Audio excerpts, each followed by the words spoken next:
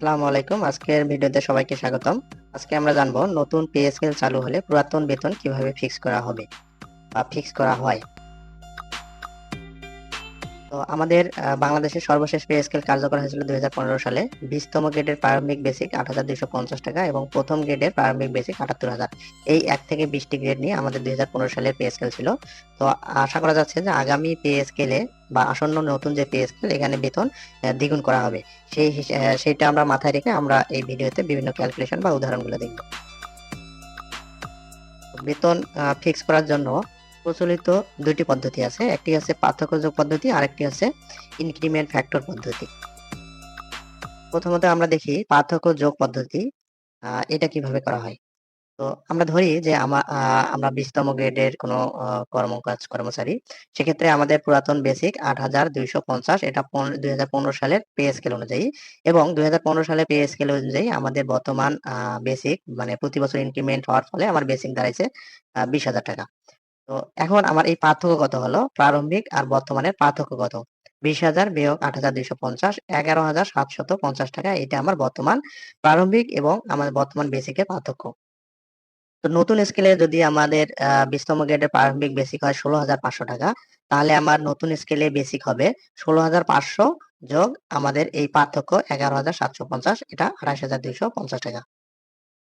এখন এখানে আরেকটা বিষয় আছে যে ২৮,২৫০ টাকা আমাদের বেসিক দাঁড়াইলো ২৮,২৫০ টাকা। তো ২৮,২৫০ টাকা। এখন আমাদের নতুন যে পে স্কেল এখানে যদি ১৬,৫০০ প্রারম্ভিক হয় এবং প্রতি ধাপে, ধাপে ধরলাম আমরা ৳৫০০ করে বাড়তেছে। তাহলে ১৬,৫০০, এরপর ১৭,০০০, ২৮,০০০, এভাবে ২৮,৫০০।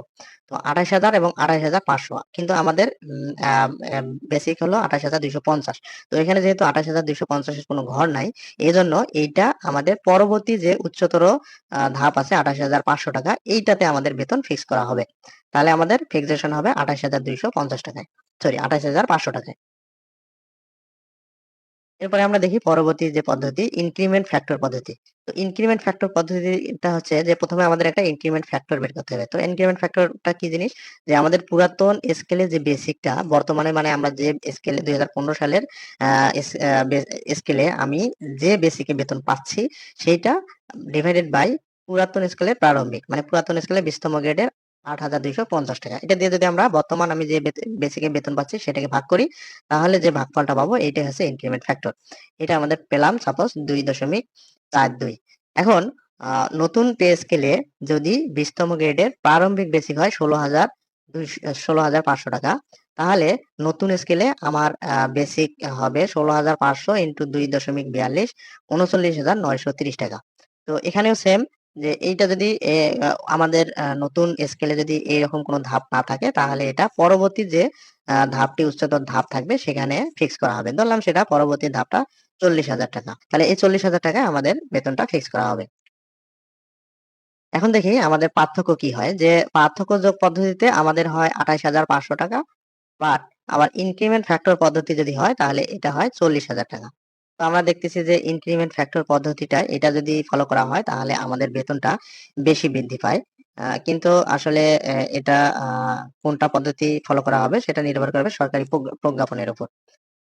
তো আশা করি সবাই বুঝতে পারছেন আমাদের বেতনটা কিভাবে ফিক্স করা হবে বা আমাদের ইনক্রিমেন্ট গুলো কিভাবে পরবর্তী পে স্কেল এর সঙ্গে অ্যাডজাস্ট করা হবে। তো ধন্যবাদ সবাইকে। সবাই ভালো থাকবেন। আমাদের ভিডিও যদি ভালো লাগে তাহলে চ্যানেলটি সাবস্ক্রাইব করতে ভুলবেন না। আসসালামু আলাইকুম।